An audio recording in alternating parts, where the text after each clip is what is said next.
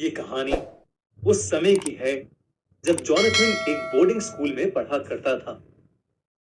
वो करीब 13 साल का था जब उसके साथ ये किस्सा घटा।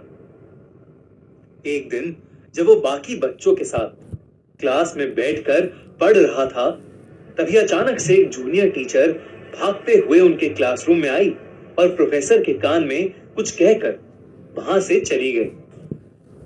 प्रोफेसर ने अपना सेशन उस दिन के लिए वहीं खत्म कर दिया और सभी बच्चों को बताया कि स्कूल के पास वाली बिल्डिंग में कुछ ऐसा हुआ है जिसकी वजह से पूरे स्कूल का लॉकडाउन कर दिया गया है और किसी भी स्टूडेंट को अपने हॉस्टल या स्कूल प्रेमिसेस से बाहर निकलना अलाउड नहीं है।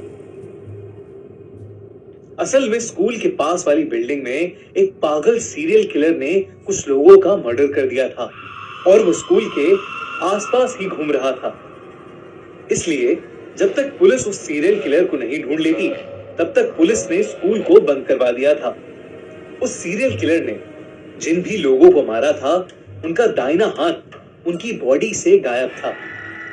ये सारी बातें स्कूल के गार्ड ने एक सीनियर को बताई, जिसने पूरे स्कूल में इस बात का ढिंढोरा पीट दिया। ये बात जानकर स्कूल के सभी बच्चे बेहद डरे हुए थे। इन सब के बीच जॉनथन के साथ एक और अजीबोगरीब चीज हो रही थी। जब से ये स्कूल लॉकडाउन शुरू हुआ था, उसे रोज रात अचानक अपने हॉस्टल के बैकयार्ड से किसी आदमी के जोरों से चीखने की आवाज आती। ताज्जुब की बात यह थी कि आवाज उसके अलावा और कोई नहीं सुन पा रहा था। एक रात जब वो सो रहा था, उसे फिर से वही चीख सुनाई दी। इस बार वो हिम्मत करके हॉस्टल के बैकयार्ड में जा पहुंचा। उसने देखा कि बैकयार्ड की घास पर लाल खून पड़ा था। उसने उस खून को फॉलो किया तो उसे दिखा कि पीछे गार्ड के क्वार्टर के पास एक बड़ी सी बोरी पड़ी है, जिसमें से खून की बूंदें टपक रही हैं। ये देखकर जॉनथन अपने हॉस्टल वार्डन को ये सब बताने के लिए उसके रूम की तरफ जाने लगा, लेकिन तभी उसे ऐसा लगा जैसे उस बोरी में से कोई आवाज आई। वो पीछे मुड़ा और जो नजारा उसने देखा, उसे देख के वो सुन्न पड़ गया। उस बोरी में से एक कटा हुआ हाथ निकलकर जमीन में रेंगता हुआ उसके पास आ रहा था।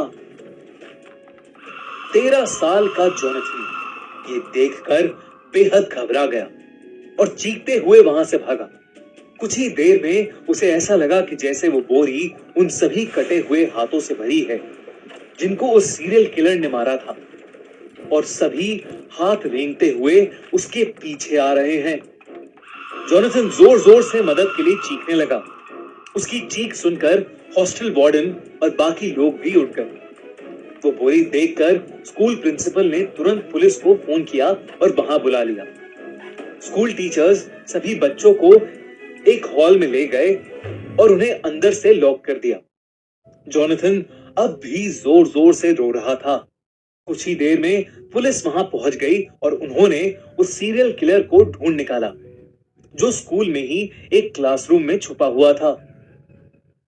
जॉनथन ने उस रात जो महसूस किया, वो सच था या नहीं, ये तो नहीं कह सकते, लेकिन वो बोरी सच में उन्हीं सब लोगों के कटे हुए हाथों से भरी थी जिन्हें उस सीरियल किलर ने मारा था।